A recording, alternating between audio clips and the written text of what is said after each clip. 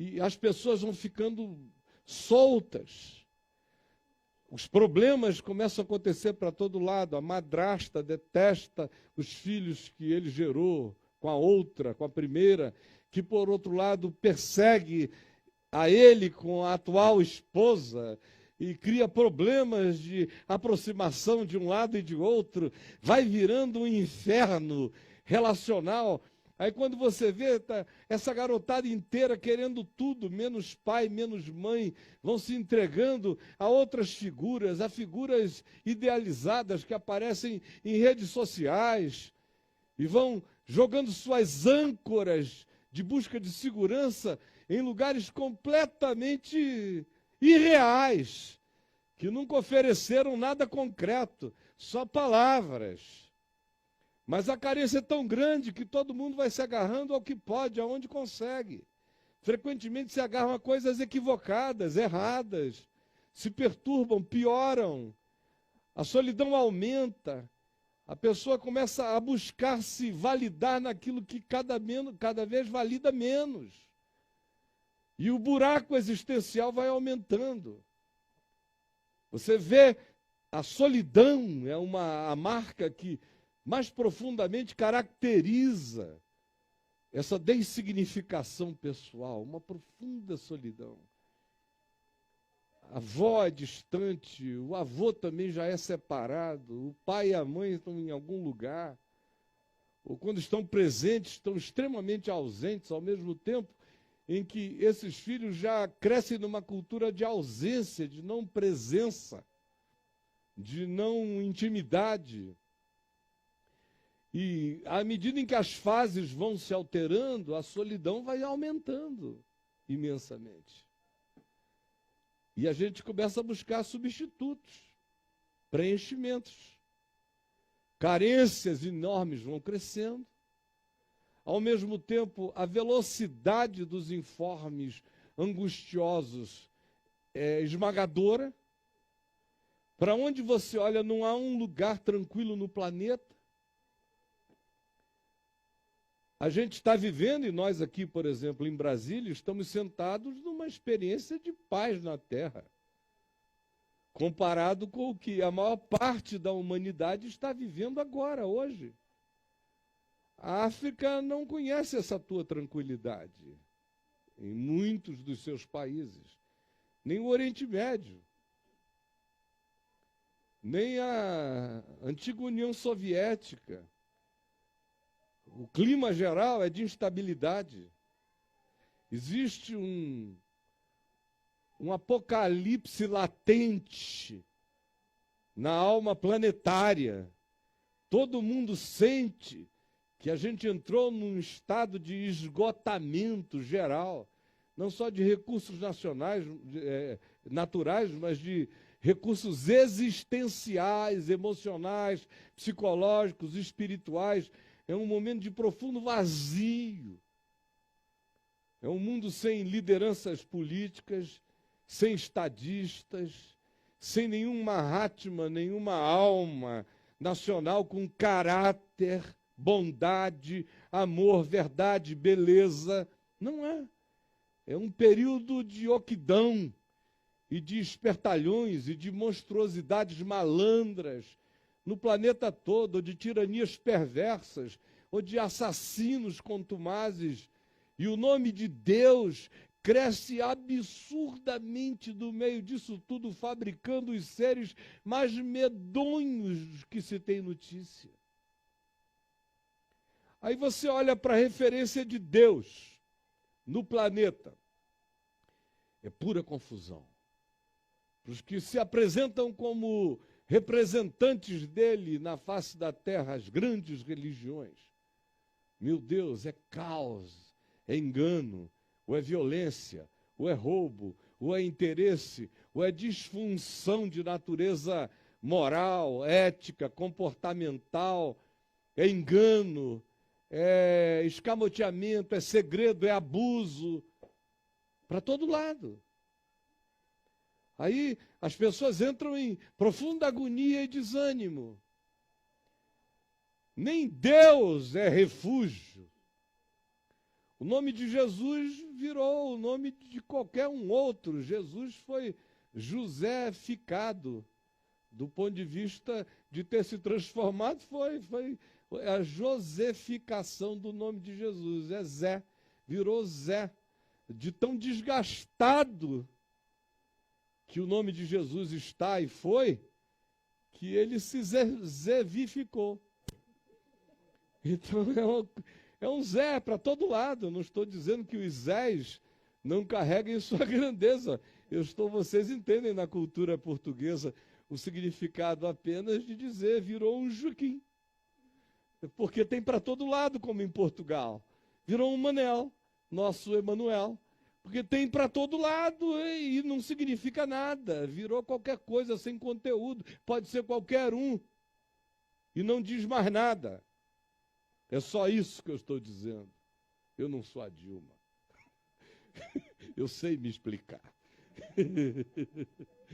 É isso que eu estou dizendo. Viu, José? Agora, olha aqui. O buraco que fica é muito grande. Eu olho para a garotada. Meu Deus, os meninos não viraram adolescentes, nem entraram na puberdade. Essa meninada já está angustiada. Eu fico pensando no futuro.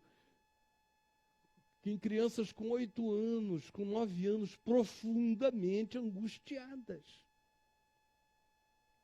Com síndrome do pânico, deprimidas, tristes. Presas num second life de algum game. Presas, entradas ali, porque ali pelo menos a gente sobrevive. Aqui do lado de fora está indescritível. Ele se joga lá para dentro, com tudo que ele pode, com tudo que ele tem. As meninas e meninos estão atingindo níveis de precocidade cada vez maior em várias coisas, não necessariamente de maturidade, mas de precocidade, de descobrimentos, de experimentos. Os pais ficam em estado de aturdimento, sem saberem como proceder frequentemente. De um outro lado, você vê o que se chamava de juventude se tornar agora uma massa indefinida. Juventude é o que a gente quiser. Jovem. É um outro conceito que é indefinível. Antigamente tinha jovem, tinha um tempo para começar e um tempo para acabar, agora não. Contra os jovens de 56 anos de idade e mentalidade de 13. O cara está lá com uma permissão para a eterna juventude em estado de decrepitância não reconhecida pelo próprio. E vivendo oco, vazio. O grande caos é a desesperança. A gente tinha antes um déficit de esperança no planeta.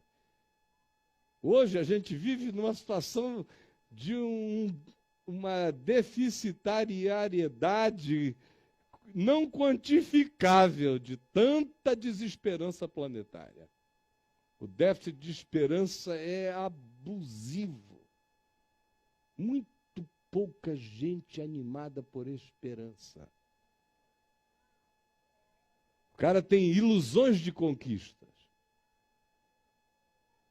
Ele tenta se distrair alcançando metas. Mas esperança essencial está morta no coração da maioria de nós. As experiências afetivas se multiplicam, as variedades de tentativas afetivas também se multiplicam, e a gente continua cada vez mais vazio. O fato é que a coisa mais fácil do mundo é a gente derrapar no Pantanal das desesperanças, botar o pé nesse pântano, se atolar e não conseguir sair. E aí que eu vejo a maioria andando numa agonia de ser, e olha, a vida vai ficando uma bobagem, tudo vira uma banalidade, Tudo que era sublime se dessublimizou. Tudo que era puro perdeu a pureza. Tudo perdeu o rito, o traçado. Tudo perdeu marcas civilizatórias. A marca da nossa civilização é a manifestação amorfa do que quer que seja.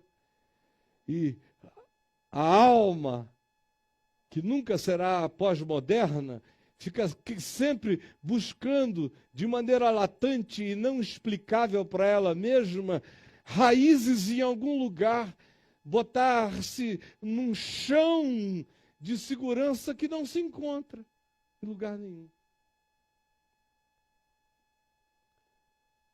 Por isso a gente precisa cada vez mais de calmantes, de remédios para dormir, de sossega-leão para nos acalmarmos, às vezes, nas nossas fibrilações inquietantes que a gente não consegue nem explicar, que vêm de tantos lados, são tantas vibrações, são tantas penetrações. Às vezes a gente fica angustiado por uma informação que nos passou e que foi sucedida por 15 outras que cobriram a informação, mas não levaram o sentimento angustioso que aquela primeira nos deixou. E a gente não fica nem sabendo por que está assim daquele jeito. E não tem nem tempo de verificar. E vai só se medicando para ver se alivia. Mas a gente vai apenas adiando para sempre as nossas irresoluções e fazendo acumulação angustiosa até os dias em que a gente começa a ter falências.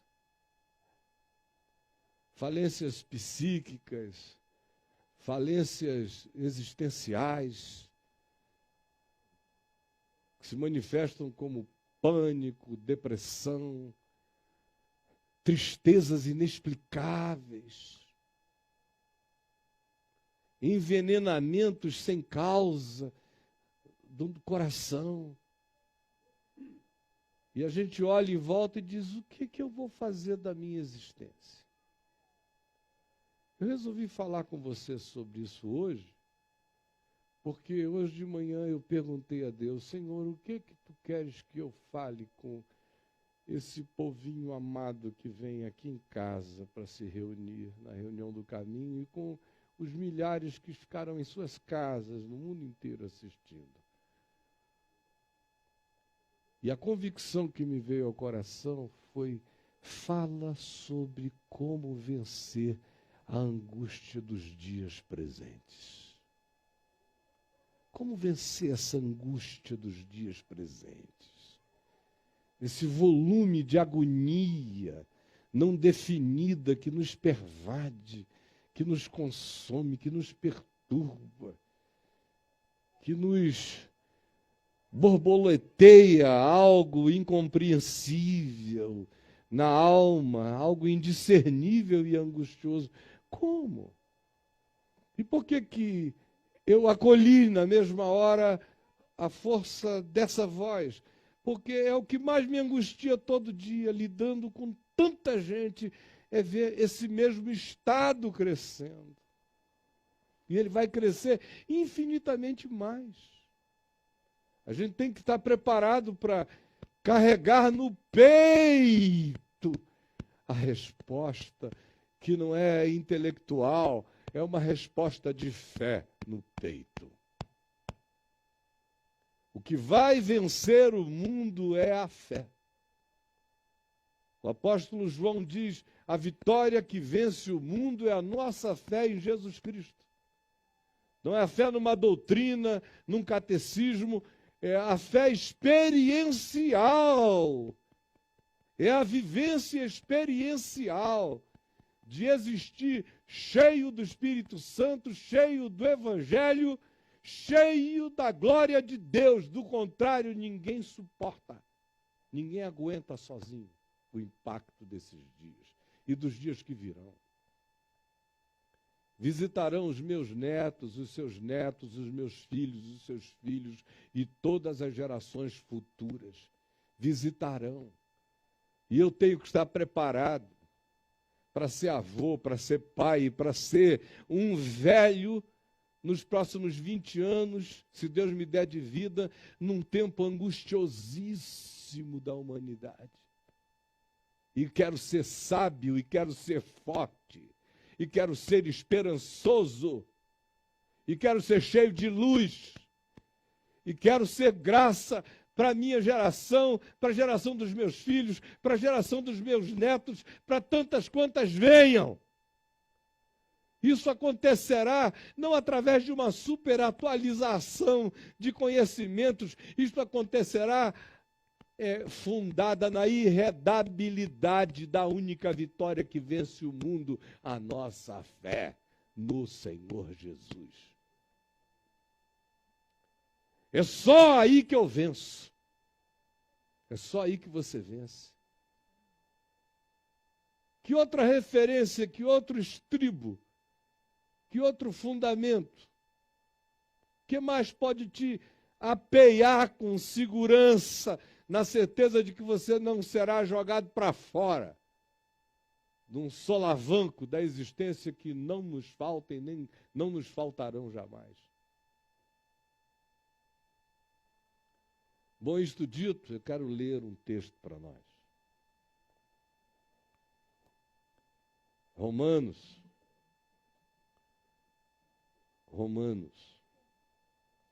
capítulo 4, que fala, começa no capítulo 4, eu lerei até o capítulo 5, verso 11, mas é Romanos, capítulo 4, nós vamos começar a ler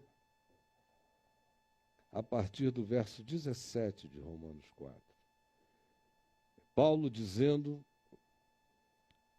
de como Abraão, que é o pai da fé, foi justificado pela fé no meio de toda a sua desesperança, de homem de 100 anos de idade, amortecido sexualmente na sua potência, e a sua mulher entrada na menopausa, muitas décadas, com 90 anos de idade. Como foi que esses dois creram na promessa o tempo todo de que eles seriam pais de uma grande descendência? Isso é uma coisa muito doida. Deus dizer, você vai ser, mantenha a esperança. Na esperança somos salvos. O justo viverá pela fé. E Abraão, você vai ser pai de muitas nações. Aí você sai da casa do seu pai, da sua parentela, e roda, meu amigo. Primeira década, segunda década, terceira década, quarta década, quinta década, e não tem um filho. Você vai vendo a velhice chegar, a pele dobrar, peito da mulher cair, o ventre deitar-se, a menstruação sumir, os dois secam. Mas olha só o que diz. Eu vou começar do verso 16. Essa é a razão porque provém da fé, nossa vida e o nosso respirar e a nossa vitória. Para que seja segundo a graça de Deus, não segundo a nossa justiça pessoal, mas a graça, favor imerecido, a unilateralidade do amor divino. A fim de que seja firme a promessa para toda a descendência de Abraão, não somente ao que está escrito no regime antigo e passado do Velho Testamento, mas também ao que é da fé que teve Abraão em qualquer outro momento da história. Se alguém andar nesta mesma fé, isto lhe será imputado como justiça. Como está escrito, por pai de muitas nações te constituí. Mas os anos passaram. Abraão, porém, perante aquele no qual creu, o Deus que vivifica os mortos e chama à existência as coisas que não existem, prosseguiu, esperando contra a esperança, esperando contra a esperança, esperando contra a esperança, ele creu, nessas condições absurdas ele creu, para vir a ser o pai de muitas nações, segundo lhe fora dito, assim será a tua descendência, enorme, incontável. E sem enfraquecer na fé, apesar de impotente, e da sua mulher impossibilitada de gerar há tantas décadas.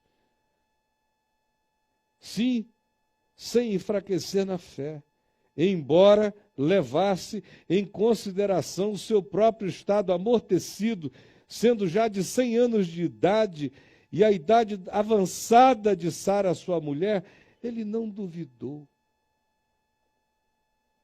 Não duvidou da promessa de Deus. Por qualquer incredulidade que dissesse, a chance de Deus passou. Porque, humanamente falando, parece que a chance de Deus tem que caber entre o tempo do potencial humano. Depois que o potencial humano sucumbe, aparentemente Deus perdeu a chance de fazer alguma coisa. Mas ele não duvidou e não enfraqueceu na fé e não disse a si mesmo, por incredulidade, a chance de Deus passou no tempo e espaço. Ao contrário, pela fé se fortaleceu. Pela fé se fortaleceu, dando glória a Deus, olhando para o alto e dizendo, tu és a minha esperança, e eu esperarei contra a esperança. Eu creio em Deus e aquele que me deu, a palavra que me deu não pode mentir. Ele fará conforme prometera. Portanto, dava glória a Deus estando plenamente convicto de que Deus era poderoso para cumprir o que fora prometido. Pelo que lhe foi também isto imputado como justiça. A justiça de Abraão era crer no impossível. E não somente por causa dele, Abraão, é que isso foi levado em conta. A fé sempre foi e sempre será levada em conta. Por isso, o que foi escrito e dito por causa dele também foi dito por nossa causa. Posto que a nós, que somos Abraões contemporâneos, pela fé somos justificados pela mesma certeza de que não depende da nossa potência, nem da nossa capacidade, nem da nossa fertilidade, nem das circunstâncias ajudarem, ainda que aparentemente o tempo de Deus tenha se esgotado no espaço-tempo, nós cremos naquele que ressuscitou de entre os mortos a Jesus, nosso Senhor. Abraão creu que ele que estava morto iria ser ressuscitado, iria ser levantado numa outra dimensão da vida, não é? Ele estava morto, mortinho, mas ele creu que Deus iria levantá-lo e que o útero da sua mulher iria ser inseminado e fertilizar-se-ia. Ou seja, Abraão cria na ressurreição. Ele olhava para ele e dizia, meu Deus, isso aqui, Lázaro estava em melhor condição. Se ele soubesse da história, Lázaro morto de 4 dias e que cheirava mal, ele estava morto há décadas, já tinha ficado macerado, mas creu em Deus, no Deus que ressuscita os mortos. Essa foi a experiência mais visceral que ele teve com a ressurreição, literalmente visceral. Ver aquele morto ali levantar, meu Deus, era uma coisa extraordinária. E eu acho interessante esse humor grave de Deus. Porque isso é de uma gravidade brutal e de um humor maravilhoso. Tu vais experimentar a ressurreição entre tuas pernas, ó velho de 100 anos. Esse negócio que está morto e essa tua mulher seca, vocês vão provar. E Abraão creu em Deus. Olha, isso mexe com aquilo que há de mais potente no homem, que é a potência. O cara não procurou um Viagra, ele creu em Deus, se bem que naquela altura, naquele estado, meu Deus, Viagra era respiração boca a boca num cara que está morto há 500 anos, não tinha condição de acontecer nada com Abraão. Foi uma ressurreição dos mortos mesmo, na cara dele. E aí Sara engravidou. Olha a gravidade bem-humorada dessa coisa toda e poderosa, e de como Deus ensina a maior lição sobre ressurreição, levantando o membro morto de um velho de 100 anos e fazendo-o engravidar uma velha de 90, para se tornar pai de muitas nações. Por isso, Abraão é considerado que ele creu na ressurreição dos mortos, é o que Paulo diz. Se crê que ele foi uma testemunha da ressurreição, é o que Paulo diz, porque ele viu que Deus ressuscita os mortos. Também, Sara também provou a ressurreição no seu ventre. Olha só. Pelo que isto lhe foi imputado para a justiça, e não somente por causa dele isso foi dito, mas por nossa causa. Nós que cremos naquele que ressuscitou de entre os mortos a Jesus Cristo, nosso Senhor. Olha a equivalência entre a ressurreição no corpo de Abraão e a ressurreição do Cristo morto na tumba de José de Arimateia. Sim, Jesus ressuscitou e foi entregue à morte por causa das nossas transgressões, por uma razão infinitamente superior à experiência que Abraão teve com a morte, que foi para desenvolver-lhe esperança contra esperança e a certeza da ressurreição em qualquer circunstância. Mas no nosso caso, em Cristo, ele foi entregue, e isso aconteceu para cobrir as nossas transgressões. Ele morreu e ressuscitou para bradar, garantir, afirmar a nossa eterna justificação. Bom, para viver neste mundo, a primeira coisa que eu preciso carregar dentro de mim é esta fé, que ressuscita mortos, queridos. Porque a gente está cheio de membros mortos para todos os lados. Cheios. Conectados a pessoas mortas. Tem muita esperança diante de nós que parece que falhou, que fracassou, que não se mostrou com a configuração do idealizado. E parece-nos que Deus perdeu a oportunidade da intervenção enquanto dava. Lá no fundo do coração, você já não disse isso para você várias vezes. Deus perdeu a chance da intervenção aqui enquanto dava. Agora não dá mais. Sinto muito, Senhor. Quer dizer, a gente está longe de ser um Abraão em qualquer coisa. É uma fé fedelha que a gente tem, se comparada com essa experiência de continuar crendo em Deus e dizendo, Ele vai me fortalecer. Ele disse que eu ia ser pai de uma grande nação. Eu acordo hoje aqui com 100 anos de idade, nessa situação, nesse badalo morto. Mas o Senhor é o Deus da vida. E o cara creu em Deus. E foi justificado. E não somente ele, mas também nós, que nas nossas falências, frustrações, desesperanças, cremos no Deus que ressuscitou a Jesus de entre os mortos.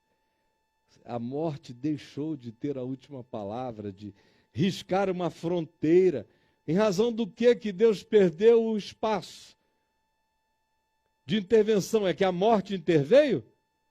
Ora, Paulo está dizendo, com base em Abraão, com base na ressurreição de Jesus, a morte não tem a última palavra. Ela foi vencida na ressurreição, por isso o tempo de Deus não esgota nunca. nem depois de que alguém esteja morto.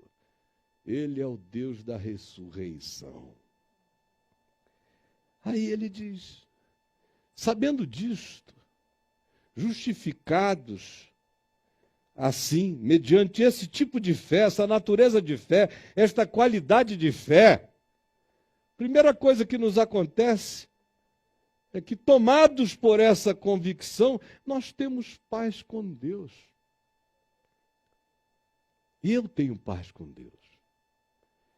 Minha culpa está coberta, minhas frustrações não estão dadas como frustradas, meus insucessos não estão acabados.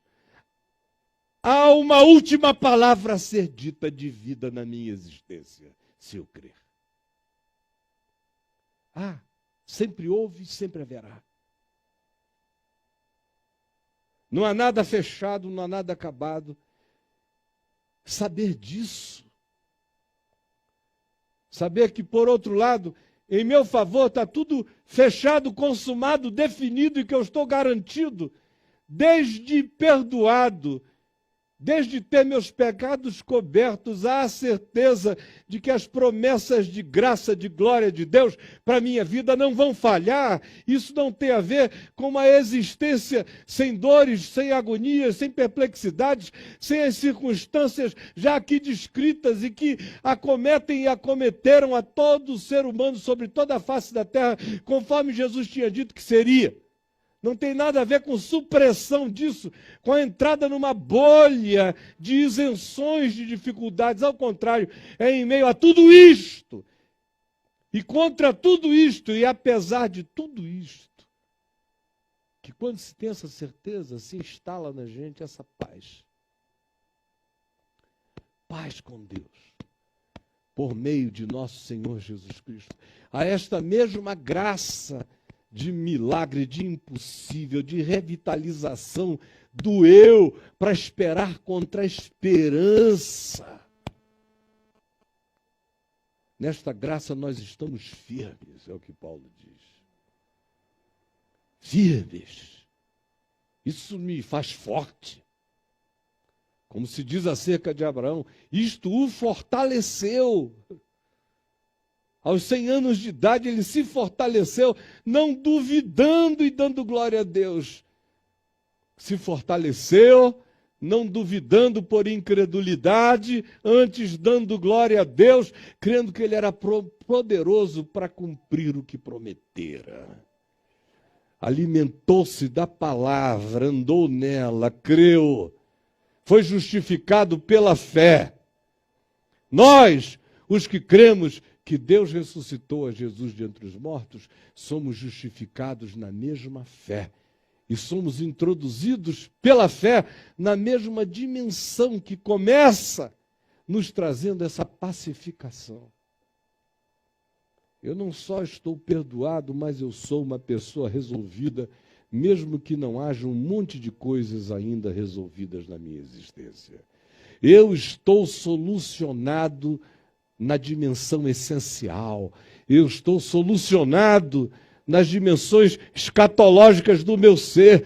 As últimas coisas já estão definidas, por isso as primeiras coisas já estão resolvidas, ainda que eu não veja as soluções do processo. Mas eu tenho essa paz com Deus. E ninguém teve que esperar nada tanto tempo quanto Abraão aqui. Tenho paz com Deus, por meio de nosso Senhor Jesus Cristo, a esta graça na qual estamos firmes. E esse é o primeiro antídoto poderoso contra essa agonia circundante, invasiva, pervasiva, penetrante, que nos assola de todos os lados, em todas as áreas e com todas as facetas previsíveis e imprevisíveis, e muitas vezes assustadoras. Mas esse é o primeiro antídoto. Eu tenho paz com Deus, a essa graça na qual eu estou firme. Segunda coisa que Paulo diz, para atravessar esse pântano, essa espera, olhando tanta coisa angustiosa, e a gente vivendo situações de tanta aparente impotência, só fortalecendo-nos pela fé, sem duvidar por incredulidade, dando glória a Deus na convicção da nossa esperança, sabendo que Ele não pode mentir. Segundo antídoto que Paulo nos apresenta, para a gente atravessar esse tempo de impotência, que é o que Abraão experimenta, promessa coberta com impotência. E é o que mais gera agonia, essa perda do controle, essa impotência radical que nos cerca e que nos angustia, que nos deprime, que fala da nossa inviabilidade, de que Deus perdeu a chance na gente. Segundo antídoto, Paulo apresenta aqui: e gloriemo-nos na esperança da glória de Deus. Gloriemo-nos na esperança da glória de Deus. É a segunda coisa. Primeiro, eu tenho que andar nessa fé. Segundo, eu tenho que ter essa visão perspectiva da eternidade. Presta atenção, olha aqui para mim. Sem a habitação expectante da glória da eternidade no meu coração, eu não tenho força para esperar a experiência da minha impotência, do meu brochamento, da minha falência existencial e psicológica tantos anos. Só o poder da eternidade, essa esperança da glória de Deus aqui, me levanta. Porque se a nossa esperança se limita apenas ao horizonte imediato dessa vida, a gente se torna inevitavelmente gente angustiada, oprimida, amedrontada, esmagada, derrotada. Não existe no tempo, espaço, nenhum fator engravidante, esperançante, suficientemente poderoso para nos dar a capacidade de atravessar a geração presente sem desistirmos, sem capitularmos, sem sucumbirmos às angústias de dentro, de fora e de todos os lados. Vocês estão me entendendo? Se você consegue se distrair com o Botafogo e o Vasco, com o Corinthians, sabe, com a Olimpíada que vem aí, com qualquer coisa, eu queria ter essa basicalidade de lesma que a tua alma tem, para ver se eu me distraía, mas eu não consigo.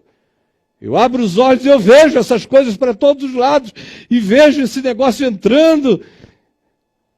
São Aedes aegypti de todos os tipos, picando todo mundo com todo tipo de moléstia, desgraça. Em volta da terra, não dá para eu me distrair com Botafogo e Vasco. Não dá para eu ter esperança, contra a esperança, baseada em quê? Em que governo, em que partido, em que religião, em que casamento, em que filhos, em que netos? Vamos cair na real, logo. A gente sofre isso tudo porque coloca confiança em todas as expectativas equivocadas, frágeis e insatisfatórias. A única realidade que pode me manter de pé é aquela que manteve Abraão com 100 anos, levando o badalo dele, mas dizendo: eu espero contra a esperança. E se o Senhor prometeu, a palavra dele é viva para se cumprir e me revitalizar. É o que vai gerar ressurreição dentro de mim. É a mesma fé. Só que ela tem como diz o escritor de Hebreus, que ter a sua âncora plantada na glória de Deus, no Santo dos Santos, nossa esperança além do véu, plantada lá. Aí eu tenho força para enfrentar a morte, a vida, perdas, decepções, tristezas, fracassos, meus ou de outros que eu amo, viver a diversidade das assolações sem entrar em estado falente, essencial, ao contrário, encontrando a chance de me renovar, porque eu olho para a eternidade. Estou firme na esperança da glória de Deus. Eu sei que eu sou um espírito que herdou a vida eterna em Cristo Jesus. Essa esperança não é uma ilusão, não é um autoconvencimento, é um testemunho aqui dentro do meu peito, do Espírito de Deus que testifica com o meu espírito de que eu sou um herdeiro da glória eterna do meu Pai. E isso é poderoso. Isso é uma loucura. Meu Deus! O cara range os dentes de força e parte para as cabeças. Onde está, ó morte, a tua vitória? Olha um exemplo disso na vida de Paulo. Estuda a vida do bicho, do cara. É muito perrengue, é perrengue, é perrengue, é perrengue, é perrengue. É muito perrengue, é só perrengue. O sujeito sai de uma e entra na outra, sai de uma e entra na outra, sai de uma e entra na outra. Não é detível. É de uma resiliência insuportável. De uma ousadia indizível. Uma porcariazinha sem poder nenhum, amparo político nenhum, sem ninguém fazendo o backup dele, sem nada. E o cara dizendo, não, eu vou falar com César. E aguentando cacete de todos os níveis. Olha a invencibilidade dessa fé. Terceiro antídoto que Paulo nos oferece para a gente atravessar, passar por tempos tão angustiosos quanto esses nossos, é o que ele afirma. E não somente isto, mas também gloriemo-nos nas próprias tribulações. Nas próprias tribulações. Aproveita. Aproveita a chance. É o contrário. A tribulação não está te dando a chance de Deus, ela está te dando uma chance em Deus. Chance de virar gente, chance de ficar forte, chance de Abrão se transformar em Abraão, de crescer, de se aprofundar, de se dilatar.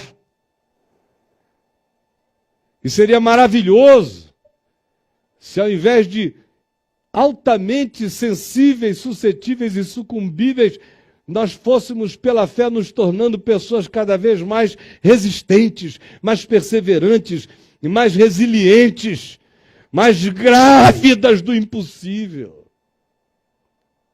Que coisa linda! Ainda que o meu homem exterior se corrompa, adoeça, enfraqueça, se depaupere, o meu homem interior se renova de dia em dia. Quando eu estou justificado e pacificado. Quando eu estou vinculado à glória eterna de Deus, sou habitado pela ininterruptibilidade da eternidade. Eu não sou um indivíduo preso à imortalidade, eu sou um filho da vida eterna. E eu me glorio nas próprias tribulações, dizendo, eu sei que eu fui feito para estar vivo nesta geração.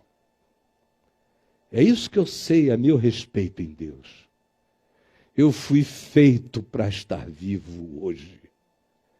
para viver as angústias desse tempo, para ver a vida a partir daqui e de todos os outros lugares e com todos os olhos possíveis. Viver, compreender, sentir, discernir os tempos, as almas, as dores, as minhas e a de todos, e me fortalecer, e aproveitar a circunstância e aprofundar minha consciência, aumentar a perseverança, determinar-me em resiliências cada vez mais enraizadas na esperança do Evangelho. Tantas quantas sejam as tribulações, Paulo diz, glorie-se. Não trate a tribulação com autovitimização, trate-a como uma oportunidade de enrijecimento, fortalecimento, superação, dilatamento da consciência e humanização do seu espírito em Deus. Aí você atravessa esse tempo. Porque ter essa consciência para de fazer você se perguntar o que eu estou fazendo aqui. E passa a te dizer, você está aqui é para isto. É para ser sal, para ser luz, para ser esperança, para ser glória, para ser promessa encarnada e vivente, para ser boa nova, para ser evangelho, para ficar cheio do Espírito Santo no meio da oquidão da existência, crendo no Deus que ressuscita os mortos. Tendo essa fé, você vai estar justificado e pacificado. Ficando cheio da glória da eternidade, você atravessa tudo. E gloriando-se na esperança da glória de Deus nas próprias tribulações, você se dilata, cada tribulação se transforma apenas numa ocasião.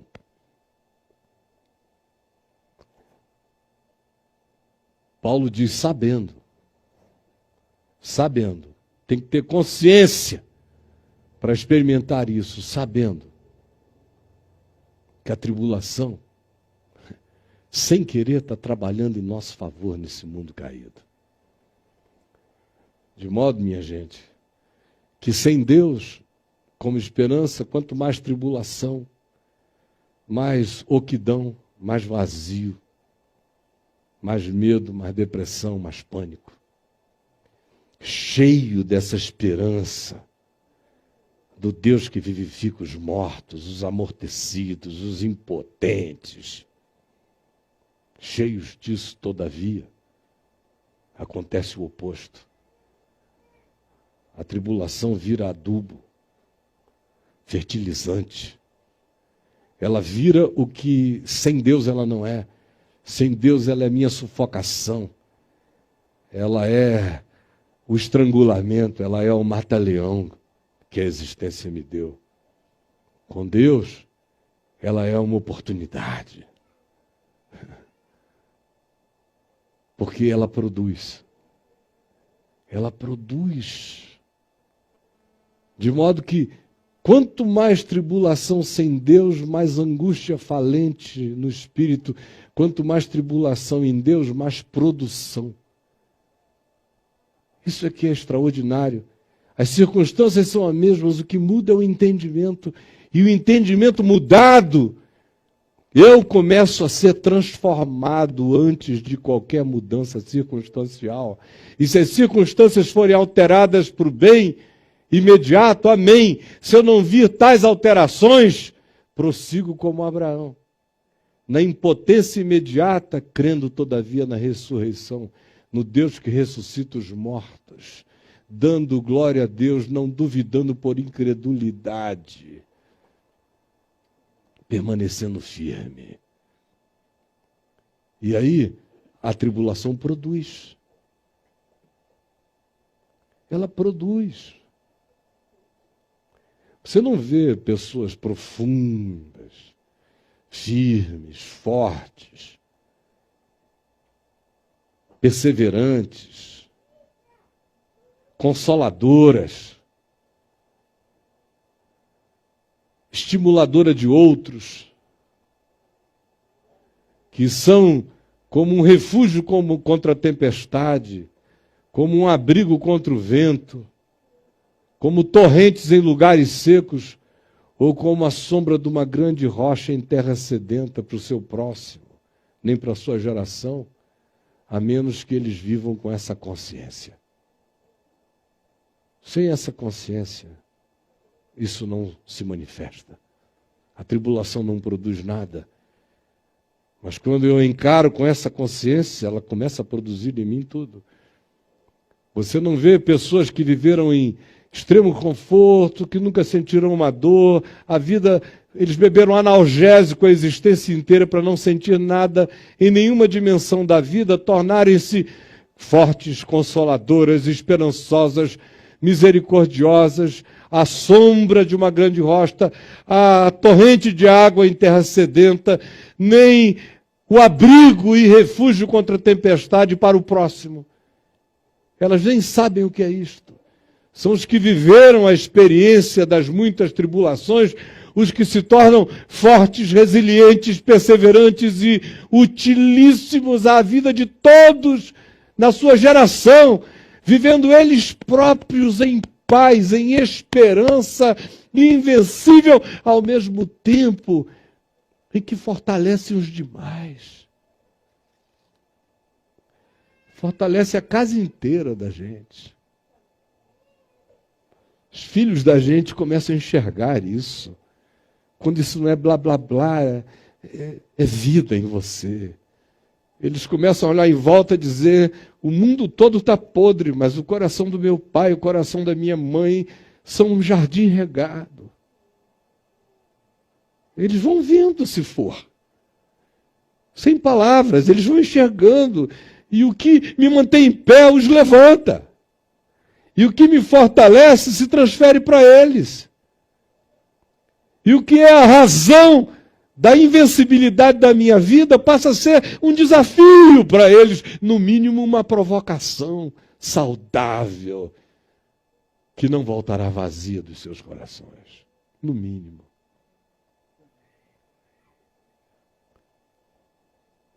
E gloriemo-nos nas próprias tribulações, sabendo nós isto, sabendo, entendendo o processo, que a tribulação produz perseverança, resiliência, resistência, coragem. E a perseverança produz experiência. Porque você vai passando, vai encarando novas, vai passando, vai encarando outras, as outras vão chegando e você vai dizendo, assim como eu passei por todas, passarei por esta, não ficarei vencido, é mais um dia, basta cada dia seu próprio mal. E você se põe em pé e diz, este é o dia que o Senhor fez. E as misericórdias do Senhor são a causa de eu não ser consumido. E elas se renovam a cada manhã, e eu me ponho em pé nessa perseverança, cheio dessa experiência crescente dentro de mim. E a experiência produz em nós esperança. Quando você vem de perseverança para a experiência, você entra no âmbito da dimensão da esperança. A experiência, a perseverança, a esperança vão se transformando numa única coisa, numa psicodinâmica do Espírito de Deus, do Evangelho vivo em mim. Eu vou me tornando um ente abraâmico, vou aprendendo a esperar contra a esperança, a não duvidar, a não desistir, a não voltar atrás, a não retroceder, a não desanimar, antes prosseguir dando glória a Deus e crendo na ressurreição dos mortos. E a perseverança produz experiência, experiência, esperança, e a esperança tira toda chance de dúvida do coração. A esperança não confunde, a esperança não titubeia, a esperança não claudica, a esperança não oscila, a esperança é âncora, a esperança não confunde, porque quanto mais cheio de esperança, na glória de Deus, na presença de Deus, a certeza dessa paz com Deus, quanto mais cheio disso eu fico, mais eu sou inundado pelo Espírito Santo. A esperança não confunde. Pelo contrário, com isso tudo, nos é derramado o Espírito Santo em nossos corações. Essa outorga só cresce, cresce. Não tem como diminuir, mas isto só se mantém pela fé. Nasce pela fé, continua pela fé, mantém-se pela fé. Aí você diz, e naqueles dias em que a nossa mente diz, você é um fracassado, você tem essa fé, mas ao mesmo tempo você é tão cheio de falências pessoais. E quando o momento das invasões psicológicas negativas nos chegue ou me chegue, o que eu faço? Ora, Paulo diz que nesse dia a gente tem que guardar esse entendimento no coração. A fé vence a emoção, o sentimento, a fragilidade, a relatividade da nossa humanidade, que às vezes fica impressionada ou cansada ou desistente. A fé se volta e diz, porque Cristo, quando nós ainda não sabíamos de nada, éramos fracos de tudo e alienados de tudo e inimigos de tudo, morreu a seu tempo por nós, ímpios, distantes e inimigos no entendimento. Dificilmente alguém morreria por um justo, mas pode ser que pelo justo alguém se anime a morrer, mas morrer pelos injustos, quem o fará?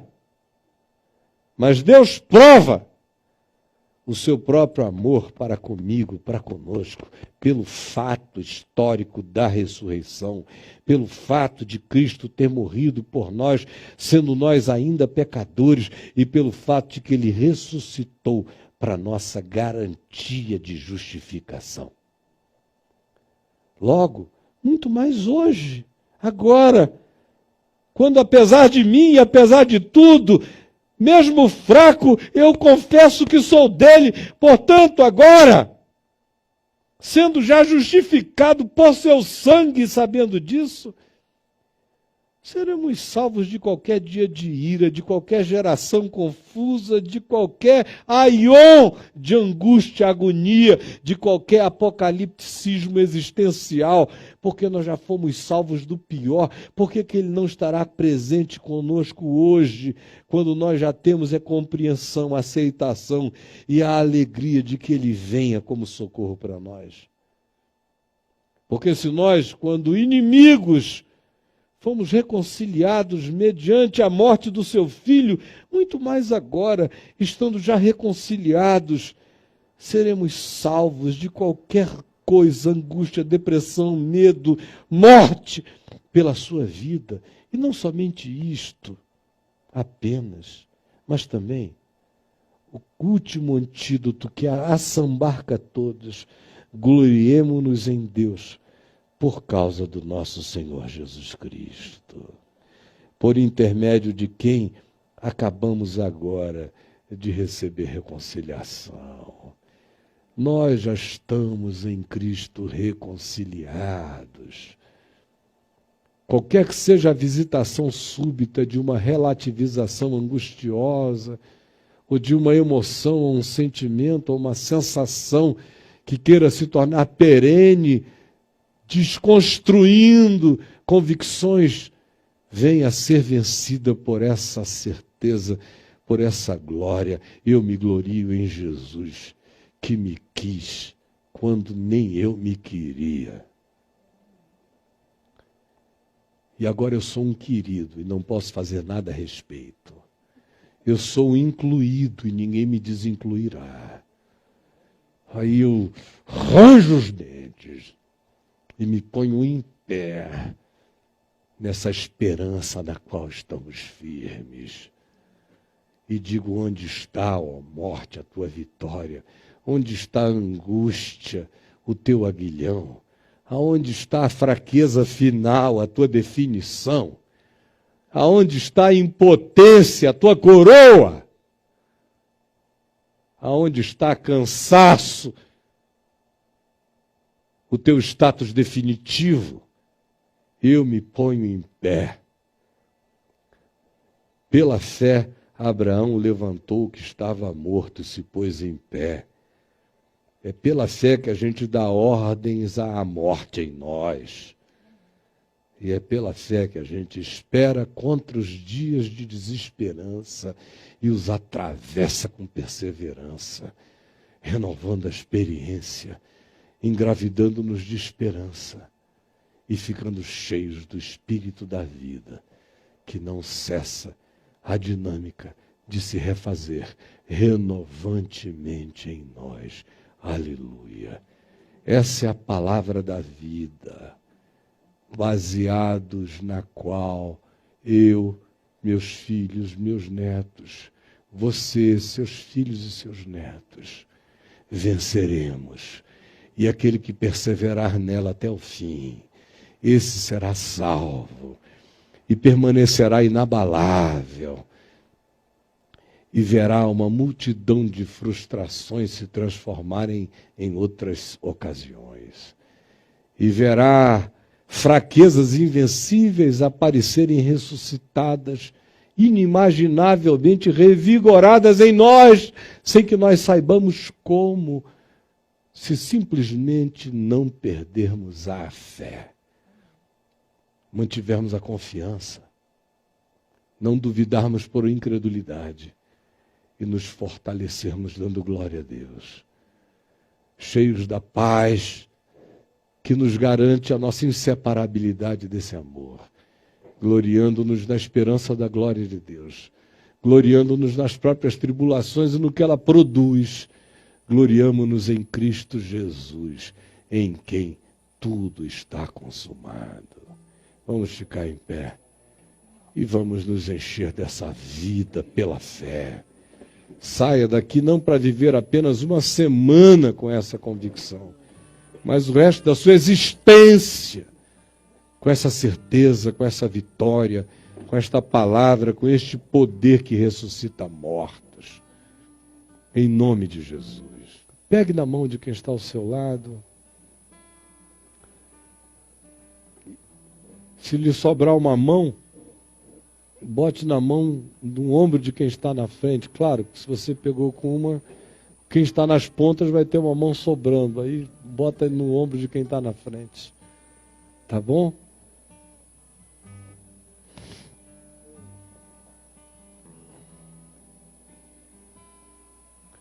Senhor, todos os que estão aqui têm orações, súplicas, todos oram pela esposa, pelo marido, por filhos, por netos, por queridos, por amigos, por inimigos, por adversários, por opressões, todos, por perplexidades, por fraquezas pessoais ou de outros, todos. E tu sabes e tu conheces. E Jesus, tu prometeste que aonde 2 ou 3, aqui ou em qualquer lugar, fizessem parte dessa comunhão no Espírito Santo em fé, em nada duvidando, pedindo pelo bem, pedindo com amor, pedindo na perspectiva do melhor, pedindo sem capricho, pedindo sem egoísmo, pedindo com confiança, pedindo com entrega, pedindo com descanso antecipado, pedindo com ações de graças. Eu peço que tu recolhas todas essas orações e que tu respondas. E nós tomamos posse pela fé, em nada duvidando, sabendo que não é preciso que fiquemos muito tempo, nem que gritemos, nem que repitamos nada, porque o nosso Pai Celeste sabe Nós apenas pedimos que tu confirmes na vida de cada um. Porque tu nos ensinaste que é assim. E é em teu nome que assim fazemos. Pai nosso que estás nos céus, santificado seja o teu nome. Venha o teu reino, seja feita a tua vontade, assim na terra como nos céus. O pão nosso de cada dia nos dá hoje. Perdoa as nossas dívidas, assim como nós perdoamos os nossos devedores. E não nos deixes cair em tentação, mas livra-nos do mal, pois teu é o reino, o poder e a glória para sempre. Amém e amém.